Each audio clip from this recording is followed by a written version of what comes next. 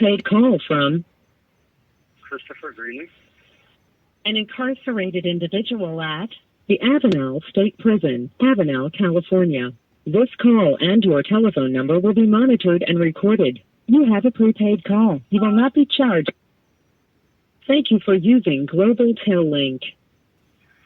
So yeah, I was done and over with using drugs and stuff like that. I had a good job at a health club. I was helping people. I was training. I was responsible for over 14 trainers throughout the day. And she wants to get back together. I said, leave him. And this guy who I'd almost, I followed her to his house while we were trying to work things out. And this was after my daughter. One night I woke, like, her mom with the postpartum pregnancy, she would take all her anger out on me or the daughter, and I forgot that was the reason I was telling you that my brother-in-law was a New Mexico sheriff's detective, and his wife was the head spokesman for Highway Patrol, Christy Cadell, and like one time she drove up to I worked for the Hesperia Unified School District as a janitor, and she drove up there with my daughter drunk, and I couldn't have her around my sister's house, and so I took her to a motel, and because my daughter wanted to sleep with me, she beat me so bad the cops came, and they wanted to take her to jail, but I would, anytime I had so many run-ins with the law, and I could throw out David Cadell and Christy Cadell's name, and I could get out of a lot of stuff. I got out of a lot of stuff just based on being in my relationship with him, that it was my brother-in-law. I'm jumping all around a little bit faster and stuff, but so here I am, and it's 5 years of hell with this woman, and she's trying to get back together with me and asking me if I get cocaine and stuff. I go home and I'm supposed to see my daughter the next day, and it's Easter of 1991, and I could only see her for a couple hours because she got to go to her parents' cabin in Big Bear, and she says that she can't. She didn't show up at the restaurant we agreed to meet at, and she can't have my home phone number. I have a pager. She calls my mom if it's important, because there's just been so much. I mean, I could go on and on and on about she stabbed me one time or left me out in the middle of the mountains. A lot of crazy stuff, but I kept a lot of that from my family because I know how my family was. They would have just said, like, forget about it, like, leave her alone, and so she doesn't show up at the restaurant we were supposed to read. I got my daughter presents, and then she calls me. I went to the health club. It was open all major holidays. She says, your daughter don't love you anymore because you break your promises. And it wasn't about Easter. It was about Daddy bringing her presents. And so I went home that day and drank beer till like 2 a.m, and I called up the answer machine and let off some steam, and then I'd erase the messages. My answer machine, about the third phone call, this guy named Scott Rod picks up the phone, and he says that we have, we exchange words and whatever, and then at the end of the phone conversation, he holds the phone up to my daughter, and she says, I don't love my daddy anymore, he breaks his promises, same thing that her mom said, psychological stuff. So in a crime of passion and drunk, I speed from Rancho Cucamonga to Chino, which is normally about a 25-minute trip on a KT 440 at, well over 100 miles all the way there, never stopped at a stoplight, and I ended up checked all the windows, all the doors, they were locked.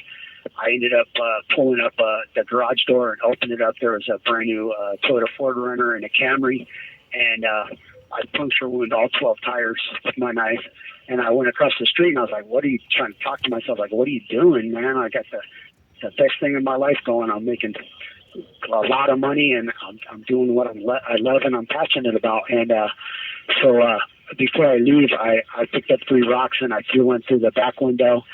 I knew her bedroom was in the back corner. I wasn't trying to hurt anybody. It was a crime of passion. I threw one through the front her parents' bedroom window, and I threw one through dude's car, and I left. And 3 days later, he came to court and said I was inside the house with a knife. My family wouldn't bail me out of jail for $25,000. I had the money, and I ended up, I had a hemophiliac, a public pretender named Raymond J. Wallace, and I wanted to go to trial. And this call and your telephone number will be monitored and recorded. I was going to lose. I had one arrest. I had done a county jail time once prior to that one arrest, and I went to the friend that same guy, that number 2 kingpin. After all that stuff, when they were going to testify, I showed up at a house where I grew up across where I went to high school at, and I ended up spending 3 or 4 days smoking rock cocaine for the second time in my life. I've only done it like 3 times in my life, and it was with him, and he had like a couple pounds of that stuff there, and I had a 44 Ruger handgun without any bullets or anything like that. So I had taken a 16 2 and 3 joint suspended. So now I've got this vandalism, and they're saying I'm going to get found guilty. I'm going to get 3 years, plus the judge is going to run the 3 years consecutive. So I'm going to have 6 years versus I could take a 2-year plea bargain for burglary, even though there was nothing stolen. I had no intent of stealing nothing, and I took a plea bargain for burglary. I went up and through Susanville State Prison, and ended up at Alder Camp 20 at the furthest one, about 5 miles away from the Oregon border, fighting the wildland fires and floods and stuff. It was the longest 16 months away from my family. I got out, and immediately upon my release, I tried to go into this place. It was called Counseling Associates. Had a 98% success rate. It was a 3-year program, and it was owned by the RAMP program, Counseling Associates.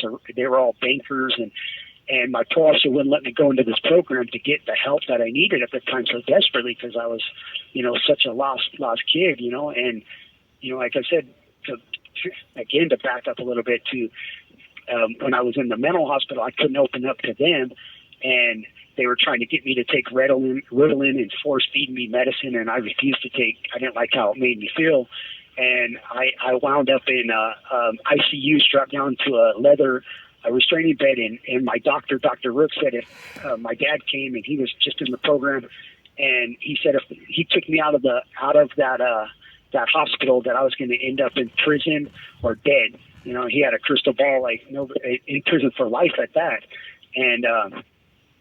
So, and with that being said, I get out of prison, and my brother, he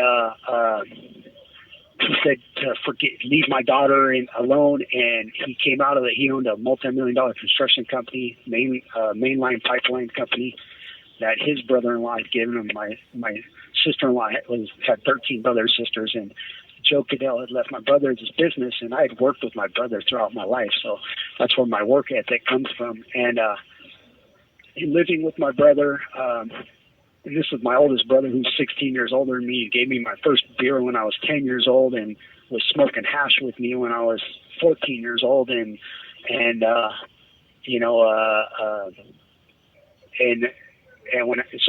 said he came out of the shop and said, and it was going to teach me the whole business, so he can leave it to me. And so, but I had to leave my daughter and my ex alone, and it just drove me crazy. And once they wouldn't let me go into the drug and alcohol treatment program, I did 30 days sober. And then my dad, my AA sponsor, he was so cool. He always had time for me and everything. He said that he couldn't be my sponsor because I picked my sponsor because of the fact that he was rich, and he's the co-founder of Altadena Dairies, or some big dairy, and he owned but he was just always available for me, John Jeffries. So after that, I went on a 30-day run, and I was drinking 2 liters of Stoli's vodka a day, and I went to a bar one night, had 12 good mixed drinks, probably about a 12-pack of beer, and like 3 or 4 pitchers of dry gin martinis, and I got woken up at the bar, and I left the bar, and I stopped at a Chinese massage parlor where I'd been robbed at when I was 18, like 2 years earlier. Business hours 8 to 5 or whatever, clearly posted. Nobody lived there. There's no cars or anything. And I originally stopped because I'd use the restroom, and I took a leak, hopped the fence, and I stole some fabric softener, tuna, and I had a $60,000 a year job. I was working for a Burnham Service Corporation in Pomona, delivering high-end hospital equipment to Las Vegas, and was one of my runs. I went there a couple of times, and as I was leaving, the lady who robbed me came out of the back of the massage parlor and kept pulling me down and saying, "Don't go anywhere, the cops are coming." And I ended up getting away, but I left my backpack there, my officer card and my ID, and climbed the tree, and the cops came. My bike was sitting on the corner at what was that? I had that KZ 440 sitting there, and I took off and left my backpack there, but I lived in an all black neighborhood. I called and reported it stolen. And 2 days later, I went and picked up my friend, and I tried to buy some marijuana, and he ended up wanting to buy some crystal meth. We bought like $10 worth of meth, and I stopped by a liquor store, and some woman came up to me and said, "Hey, I can get some meth at?" And I'm like, "What do I look like, a drug dealer?" And long story short, he agreed to sell some to her, and it was a narco unit. And I get to court in 1992 for possession of sales and This call and your telephone number will be monitored and recorded. I landed in my sister-in-law's court, and same last name, been married to my brother for 17 years, and she tells me that asked me if I was guilty. I lied to her and said I didn't have no involvement. And then the detective came for the massage parlor case about where they found my backpack, and I told him about how I'd been robbed, and I didn't want to talk to him, and he handcuffed me to a pole, took all kinds of Polaroid pictures of me, and showed this very, very prejudicial photo lineup, and I was picked out of the lineup, the only Polaroid picture in the lineup, and I had a really good attorney, and he argued that. And then meanwhile, now I'm going to two courts, and my sister-in-law says that she's close personal friends with the judge, the DA, and that if I allow all the cases to be transferred to her court, that they'll let me go into a long-term treatment program, the drug and alcohol treatment program, Counseling Associates, versus go to prison. So I never even asked. They just consolidate all the cases to her thing. And then a couple months later, they come to me and say, I got to take 8 years. And I'm like, 8 years? I ain't taking 8 years. I didn't do it. It's unheard of. Anybody gets 8 years. And lo and behold, I didn't know that her, my dad, and the judge had met. And it was discussed that if they didn't talk me into taking the plea bargain, that I'd end up in prison for life, killing myself or somebody else.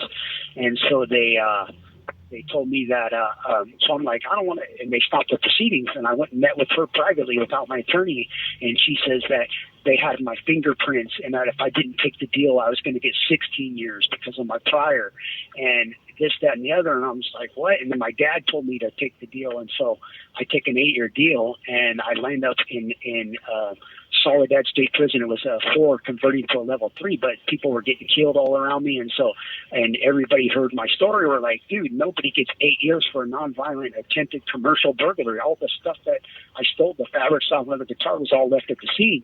And so they said that to write, I wrote the public defenders, and they said they couldn't help me because it was a conflict of interest, but they had my sentencing transcripts, and I remember seeing the transcripts, so I wrote my sister-in-law and said, I need help on an appeal, and she writes me a 5-page letter back telling me how much she hates my guts, and some salacious stuff, like way out of bounds, like stuff like that was never, I'm writing her, telling her that, I'm worthy of their help. I'm her brother-in-law and stuff, and she's telling me she hates my guts. And I did lie about paying her rent money when I lived with her and my brother when I was working for a construction company one time, but they were making me sleep in the garage with the dog, for crying out loud.